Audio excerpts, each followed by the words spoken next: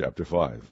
Now it came to pass on the third day that Esther put on her royal apparel, and stood in the inner court of the king's house, over against the king's house. And the king sat upon his royal throne in the royal house, over against the gate of the house. And it was so, when the king saw Esther the queen standing in the court, that she obtained favor in his sight. And the king held out to Esther the golden scepter that was in his hand. So Esther drew near, and touched the top of the scepter.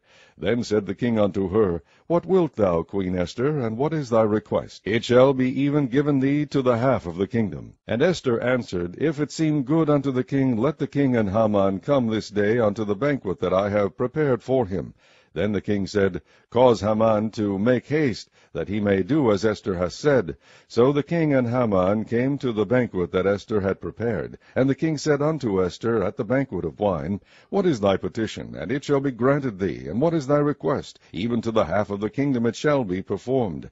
Then answered Esther, and said, My petition and my request is, If I have found favor in the sight of the king, and if it please the king to grant my petition and to perform my request, let the king and Haman come to the banquet that I shall prepare for them, and I will do tomorrow as the king hath said.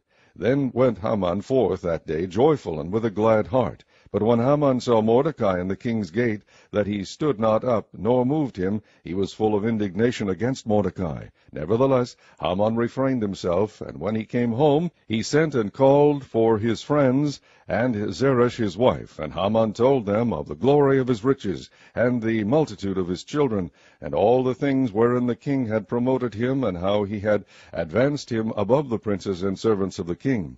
Haman said moreover, Yea, Esther the queen did let no man come in with the king unto the banquet that she had prepared, but myself, and tomorrow am I invited unto her also with the king. Yet all this availeth me nothing, so long as I see Mordecai the Jew sitting at the king's gate. Then said Zeresh his wife and all his friends unto him, Let a gallows be made of 50 cubits high, and tomorrow speak thou unto the king, that Mordecai may be hanged thereon.